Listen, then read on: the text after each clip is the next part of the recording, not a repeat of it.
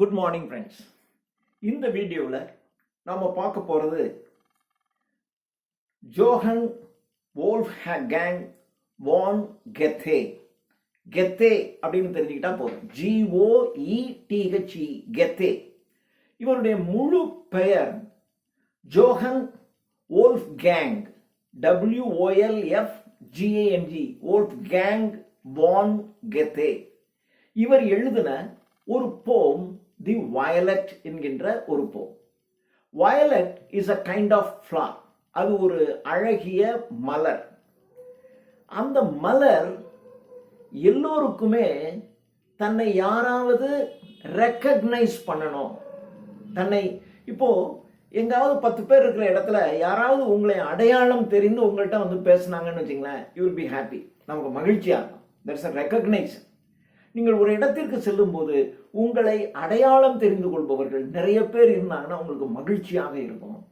அது மாதிரி இந்த சாலையின் 2 பக்கங்களிலும் வளர்ந்திருக்கக்கூடிய இந்த வயலட் என்கின்ற மலர் நிறைய அழகா பூத்திருக்கு. ஆனால் யாருடைய கண்களையும் அது கவரவில்லை. ஆனால் அதை யாராவது கவர்ந்து அதை ரொம்ப வாஞ்சியோடு சென்று அதை பறித்து அதை தலையில் சூடிக்கொண்டால், அதை அப்படியே மார்போடு அணைத்து கொண்டால் அந்த மலருக்கு மிகவும் மகிழ்ச்சியாக இருக்கும். ஒரு மனிதனுக்கு ஒரு ரெக்கக்னைஷன் தேவை. அதைத்தான் இந்த கவிதையிலே கெத்தே சொல்லுகிறார். கெத்தே ஃபாஸ்ட் என்கின்ற மிகப்பெரிய காவியத்தை படைத்தவர். அவர் எழுதின இந்த போம் தி violet. Upon the mead, MEAD, mead என்றால் meadow. meadow என்பதனுடைய சுருக்கம் mead. Upon the meadow, meadow என்றால் வயல்வெளி, புல்வெளி. meadow என்றால் புல்வெளி. அந்த புல்வெளியின் மீது a violet stood. ஒரு வயலட் நிற மலரானது அங்கே மலர்ந்து நின்று கொண்டிருக்கிறது. retiring and of modest mood.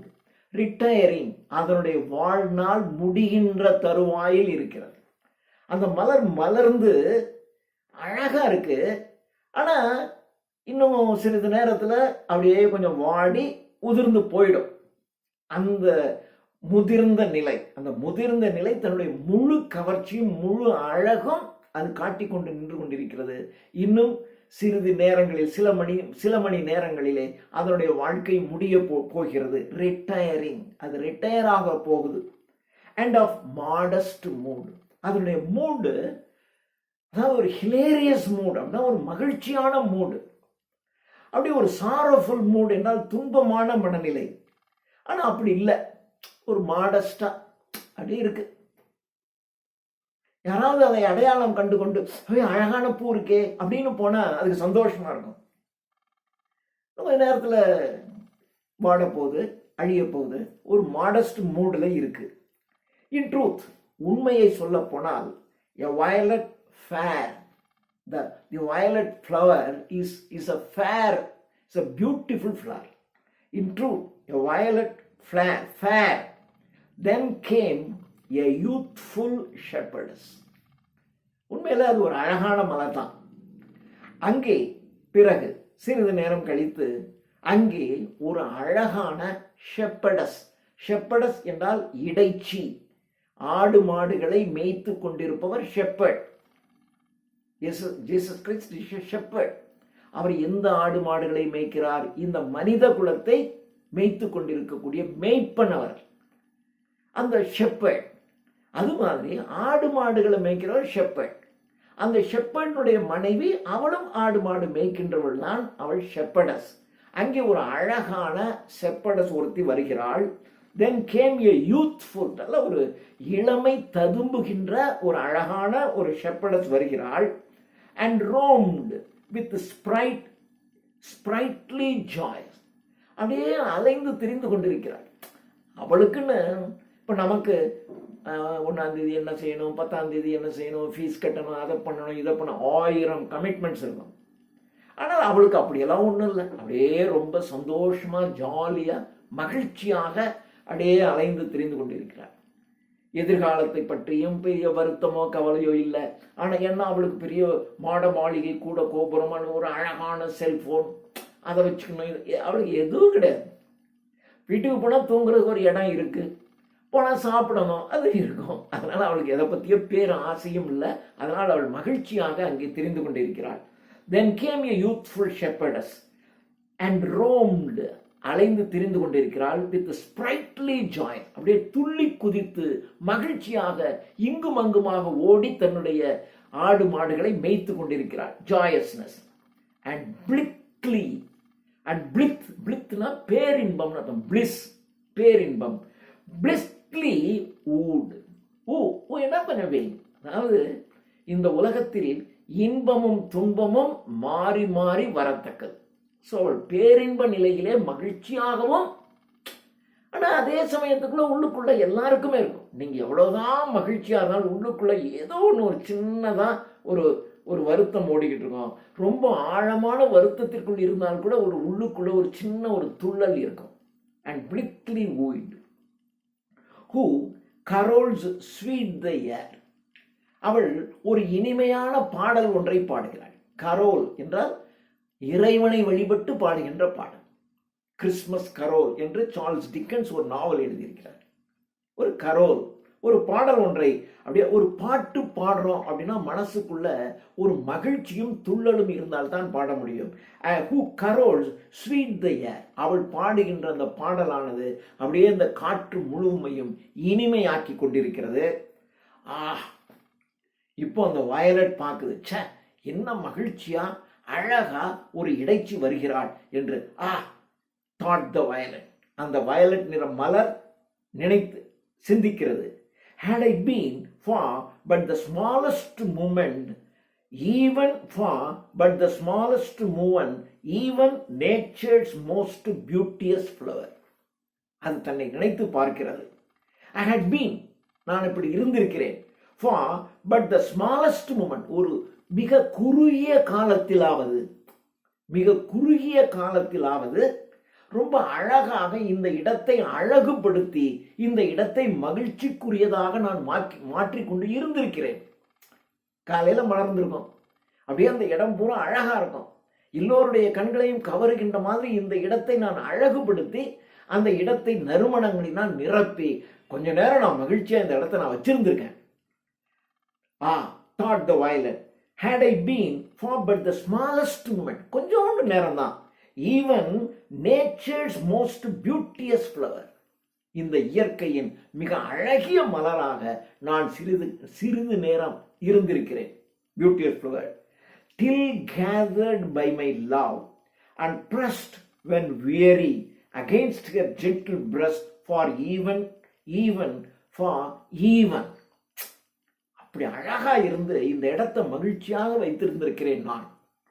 ஆனா என்னை அடையாளம் கண்டு, அழகான மலர் ஒன்று இருக்கிறதே என்று அந்த அழகான இடைச்சி இங்கே வந்து என்னை பறித்து அவளுடைய மார்போடு என்னை அணைத்து கொண்டாள். மார்போடு அணைத்துக்கிறாங்க அப்படின்னாக்க அவள் மகிழ்ச்சியாக சந்தோஷத்துல அப்படியே என்னை வைத்து கொண்டால் நான் ரொம்ப மகிழ்ச்சி அடைவேன் என்று அது நினைக்கிறது. till gathered by my love, என்னுடைய அன்பினால். அன்பு அப்படின்னா பிறருக்காக தான் வாழ்வது, அதுதான் அன்புன்னு பேரு. அப்போ நான் அன்பானவன். ஏனென்றால் காலையிலிருந்து மலர்ந்து இந்த இடத்தை அழகுபடுத்தி இருக்கிறேன் பிறருக்காக, இந்த இடத்தை நறுமணம் கமழ வைத்திருக்கிறேன். for my love, இந்த அன்பிற்காக நான் செய்த இந்த காரியத்திற்காக, இந்த அன்பிற்காக. and pressed nature's most beauteous flower, இயற்கையின் அழகான மலராகிய நான், till gathered by my love, நான் அன்பு செலுத்துகின்ற, அவளை பார்த்தோன்னே இதுக்கு என்ன அழகா இருக்கா, நான் அன்பு செலுத்துகின்ற அவள் என்னை பறித்து, till gathered, என்னை சேகரித்து, by my love, என்னுடைய காதலினால், இந்த இடத்துல காதலின்னு வச்சுக்க வேண்டியதில்லை, நான் அன்பு செலுத்துகின்ற அவள் என்னை சேகரித்து, and pressed against her gentle breast, அவளுடைய மென்மையான மார்பகத்தில் என்னை பறித்து என்னை சேகரித்து அவளுடைய மார்பகத்திலே என்னை வைத்து கொண்டால், when weary, நான் களைப்பாக நான் இருக்கின்ற நான். இன்னும் சிறிது நேரத்திலே என்னுடைய வாழ்க்கை முடிய போகிறது. இந்த நேரத்தில் அழகான அவள் என்னை வந்து பறித்து, அவன் பறிக்கும்போது ஆஹா என்ன அழகா இருக்கு அப்படித்தானே பறிப்பாங்க. ஆசையா என்னை பறித்து அவளுடைய மார்போடு சேர்த்து கொள்ளும் பொழுது நான் மிகவும் மகிழ்ச்சி அடைவேன். Against her gentle breast for even 1/4 of an hour, 1 மணி நேரத்தில் கால் மணி நேரம், ஒரு 15 நிமிஷம் அப்படியே என்ன ஆசையை வந்து பறித்து, ஐயோ அழகா இருக்கு இந்த பூ என்று அப்படி தன்னுடைய மார்போடு வைத்துக் கொள்வதுனா இப்படியே வச்சுக்கிட்டே இருக்க மாட்டாங்க, அதை ரெகக்னைஸ் பண்றது. சரி என்ன அழகா இருக்கு இந்த பூ என்று அப்படி சொல்லி அப்படி தன்னுடைய இதயத்திற்கு அருகாமையில் வைத்து கொண்டால் ஒரு 1/4 மணி நேரம், ஏன்னா 1 மணி நேரத்தில் நான் உதிர்ந்துருவேன், வாடி போயிடுவேன், உதிர்ந்து போய்விடுவேன். ஏன்றால் அப்படி ஒரு 1/4 மணி நேரம் வைத்தால் நான் ஒரு மிகவும் மகிழ்ச்சியாக நான் இருப்பேன் என்று அது நினைக்கிறது. ஆனால் நடந்தது வேற. அலாஸ், ஐயோ, த மெய்டு, அந்த பெண், ட்ரூ நியர், நை என்னால் நியர், என் அருகாமையில் வருகிறாள். ஐயோ வந்துட்டாள், என் பக்கத்திலே வந்து விட்டாள், இதோ என்னை பறிக்கப் போகிறாள் என்று நான் நினைத்து கொண்டிருந்தேன். ஆனால் என்னுடைய பக்கத்திலே வந்தவள், ஐயோ the violet failed to meet her eye. அப்படியே வந்தவ, இந்த வயலட் ஃப்ளவர் இங்க இருக்கு, ஆனால் அதை கவனிக்காமல் அவள் சென்று விட்டாள். அவளை கவனிக்கல. என்னை அவள் கவனிக்காமல் செல்லுகின்றாளே, இந்த இடத்தை நான் எவ்வளவு அழகாக வைத்திருக்கிறேன், என் அழகை பார்த்து இவ்வளவு அழகாக இந்த மலர் இருக்கிறதே என்று என்னை அப்ரிசியேட் பண்ணி அதை பறித்து அப்படி வச்சிருந்தான்னா எனக்கு சந்தோஷமா இருந்திருக்கும். 1/4 மணி நேரம் வச்சிருந்தா கூட ஏன்னா 2 மணி நேரத்தில் நான் முடிய போகுது என்னுடைய வாழ்க்கை, நான் மகிழ்ச்சியாக இருப்பேன். ஐயோ என் பக்கத்துல வர்றா, ஆனா அவளுடைய கண்கள் என்னை கவனிக்க தவறிவிட்டது. The violet failed to meet her eye. அது கூட பரவாயில்ல. அப்படி போகும்போது அவளுடைய ஆடையானது அந்த மலரிலே பட்டு அந்த மலர் கீழே விழுந்துது. ஏன்னா அது கீழே விழ வேண்டிய நிலை. சாதாரணமாக தான் நீங்கள் பிடுங்கணும், ஆனால் இன்னும் கொஞ்ச நேரத்தில் அதுதான் கீழே விழுந்துரும், உதற போகுது. அதனால அவள் கையோ அல்லது அவளுடைய ஆடையோ அப்படி பட்டுருது. பட்ட உடனே அந்த வயலட் ஃப்ளவர் கீழே விழுந்துருது. விழுந்த அந்த மலரை அவள் காலிலே மிதித்து நசுக்கி சென்று விட்டாள். She crushed the sweet violet. அந்த இனிமையான மலரை அவள் காலிலே மிதித்து நசுக்கி விட்டாள். It sank and died. அப்படியே பூமியில் மூழ்கி பூமியில் பதிந்து அந்த வயலட் மலர் இறந்து விட்டது. Yet murmured not. இருந்தாலும் அது முணுமுணுக்கவில்லை. சரி பாவி இப்படி பண்ணிட்டேடி, நான் எப்படி ஆசையா இருந்தேன், என்னை இப்படி பண்ணிட்டியே என்று அது முணுமுணுக்கவில்லை.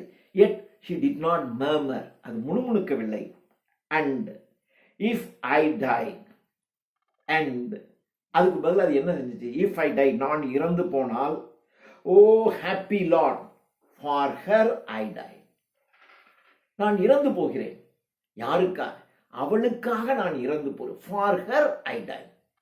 அவள் காலடிப்பட்டு நான் இறந்து போகிறேன், எனக்கு அது சந்தோஷம்தான். If I die, oh happy Lord, நான் மகிழ்ச்சியாக இருக்கிறேன். ஏனென்றால் I die for her, அவளுக்காக, அவள் காலடிப்பட்டு நான் இறந்து போகிறேன்.